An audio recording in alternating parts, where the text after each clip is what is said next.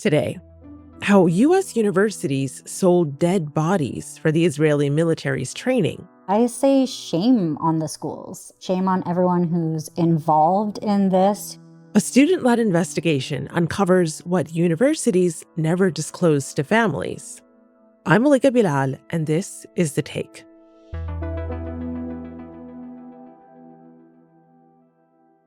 Hey everyone.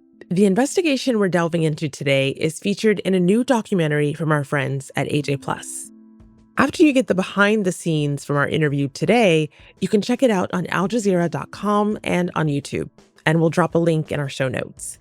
We'll also share a link to the intrepid reporting that helped uncover it all from the student journalists at the University of Southern California Annenberg School of Journalism and UC San Diego. And now, here's the show. Hi, my name is Dena Takruri. I am a senior presenter at AJ+, and I host the docu-series Direct From with Dena Takruri. Well, Dena, welcome back to The Take. It's really good to have you. We don't do it enough. We I'll don't. start there. And I'm just a short distance away from the University of Southern California. That's where you take us in the latest episode of Direct From, which you host. You are following a tip on a pretty disturbing story involving two universities, the U.S. Navy, Israel, and human bodies donated to science.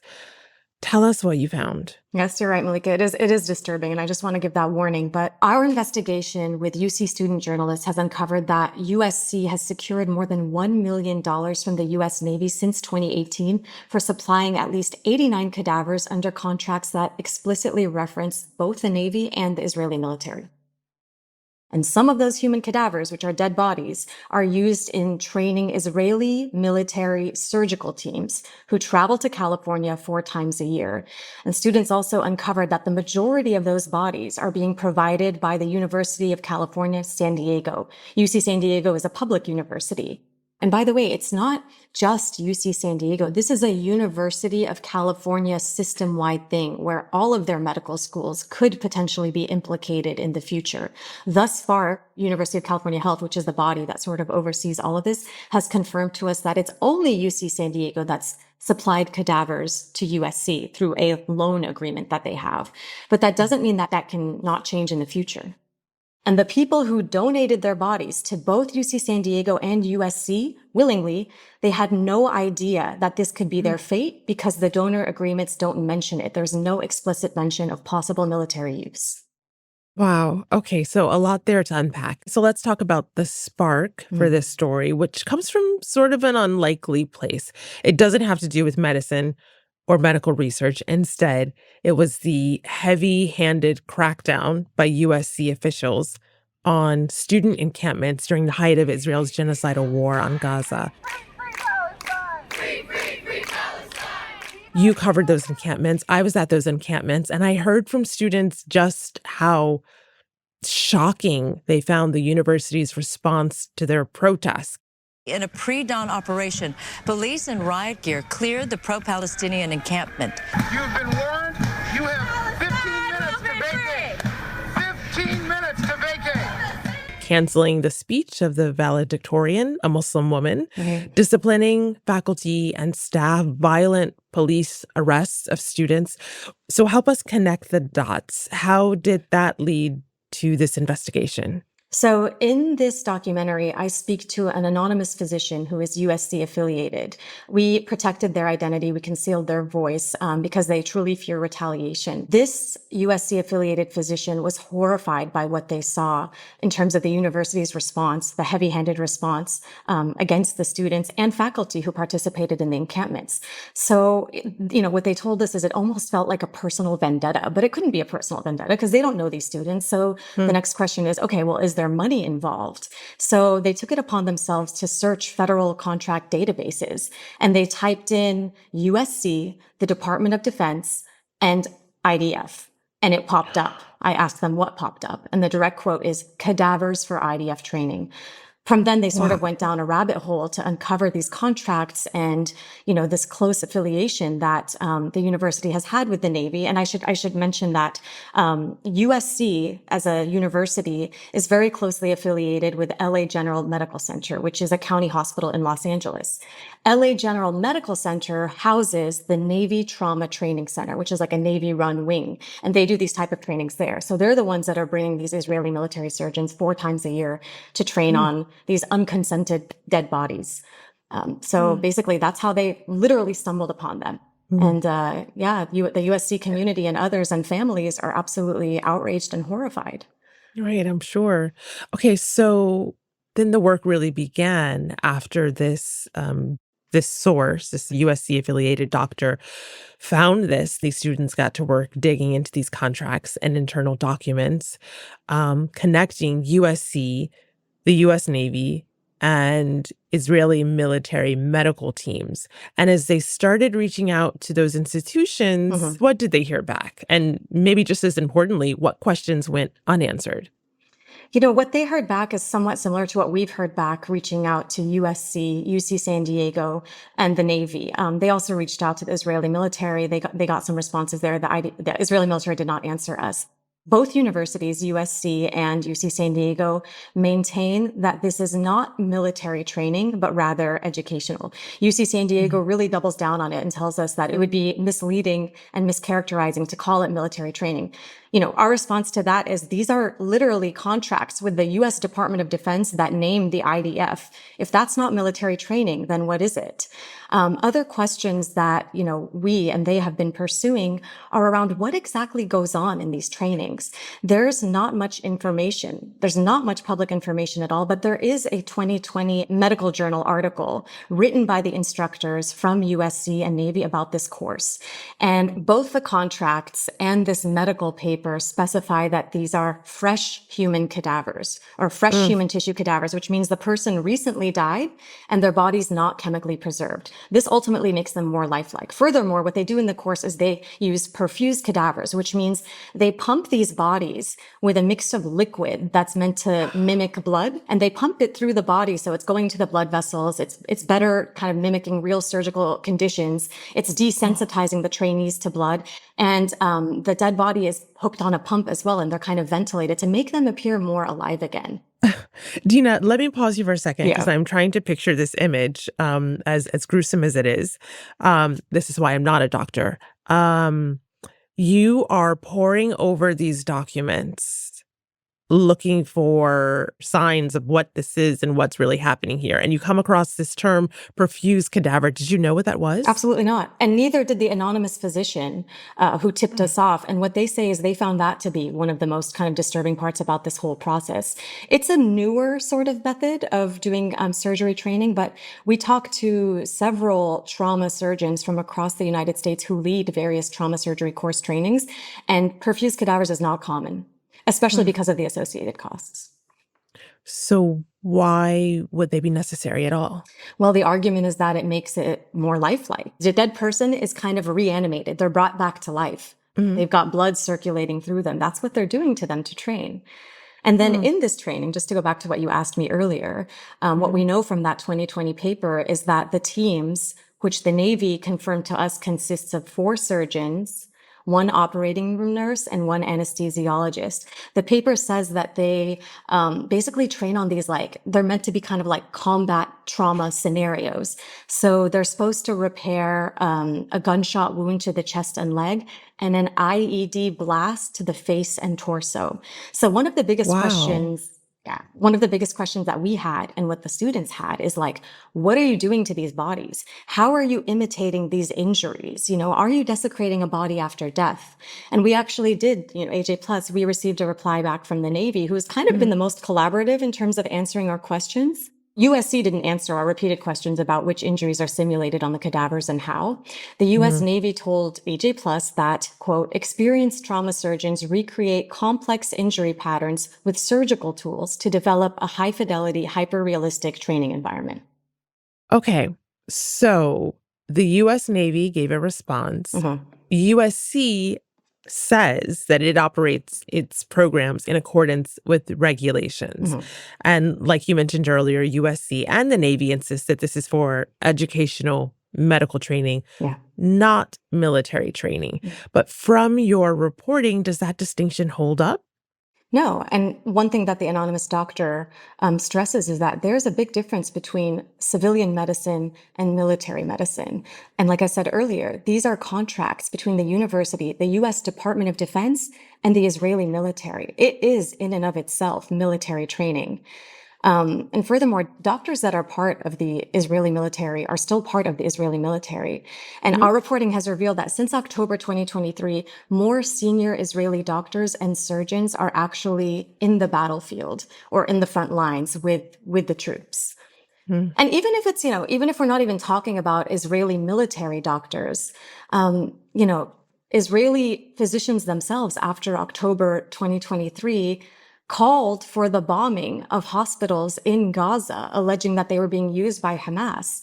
So, by no stretch of the imagination are Israeli physicians, totally innocent here or not implicated in some of the many war crimes that Israel has been committing. The bottom line is that, this is a military that is carrying out a genocide in Gaza that has an atrocious human rights record. Why are they then coming to Los Angeles and training on dead Americans who didn't consent to this, who had no heads up whatsoever that they might end up, getting operated on by a foreign army or even by the U.S. Army? It's it just raises huge ethical concerns. Yeah. I want to talk about some of those concerns and the idea of consent in just a minute. But before we do, there was a moment in your film in which you give context for why this matters and why it matters now. And that's because of a photo that the students found and analyzed that was taken of the Navy Trauma Training Center in Los Angeles. And it might give us a little bit of insight. What was discovered in that photo? Yeah, so the students obtained this photo that shows two individuals walking near the Navy Trauma Training Center, as you said. And the individuals are wearing clothing that has insignia that appears to be a modified version of the Golani Brigade logo. Superimposed on it is the insignia of the Israeli Military Medical Corps. The Golani Brigade is a very elite unit in the Israeli military who has also been implicated in many war crimes in Gaza, including most recently, or not most recently, but perhaps most notably, in March of 2025, the Golani Brigade was implicated in the massacre of 15 Palestinian paramedics and aid workers in Gaza, and they buried them and their ambulances in an attempt to cover up the crime. We at AJ Plus couldn't independently verify if they were in fact members of the Golani Brigade. One of the USC student journalists, Rio, told me that they put this in writing, asking USC to confirm, as did we. We didn't get a response. But the students got a call back from USC saying no comment. They didn't put it in writing. They got a call to say, we're not going to comment on the Golani Brigade. So that question remains. And if in fact it is members of the Golani Brigade that are coming, and training on these dead Americans, that adds a whole other layer of just outrage to this entire story. Yeah. So let's go into that outrage because the name Anatomical Gift Program is what Keck School of Medicine calls its cadaver donation system, which is a much nicer way to say what is actually happening to donor bodies once they're given up for science. And I know that you spoke to family members of some of those people. What exactly did the donors sign up for? What was in their contracts? We read the donor contracts for USC and UC San Diego. Okay. And it's a pretty robust agreement, but nowhere is it mentioned that you might end up in possible use for military training. So the intention that a lot of these people have is to train medical students or, to find the cures of tomorrow or to advance treatment for a certain type of disease. We spoke to the daughter and the granddaughter of the late Jeanette Volpin, who died in 2021 at the age of 101. She elected to donate her body there as a gift, hoping to train the next generation of doctors, as her granddaughter Sarah told us. When her daughter Miriam and granddaughter Sarah found out about this program, they were absolutely outraged. When I saw the article that came out from the journalism students, I was furious and sick to my stomach. Was Jeanette ever told that there would be the possibility that her body would be used in training with military? Absolutely not. No, she was not told that, nor were we. Had she known that, do you think she would have been comfortable donating her body to USC? I don't think so. I believe she would have made a different choice if she had known that. So imagine that. Imagine you're grieving the loss of your family member, and you thought they were going to be, they were doing a noble thing by giving their body and trying to advance scientific research, only to find out quite possibly they're advancing military training. That's a tough thing to digest. You also spoke to someone who reported on this story from UC San Diego, Thomas Murphy. Tell me about what you learned from Thomas. Yeah, Thomas is also another incredible student journalist who took this upon himself to investigate his university's involvement with this from the UC San Diego side. Thomas and I met on campus at UC San Diego at a memorial that the university has for the people who have donated their body to science. It overlooks a cliff on the Pacific Ocean. It's very beautiful, very picturesque, and it's very somber.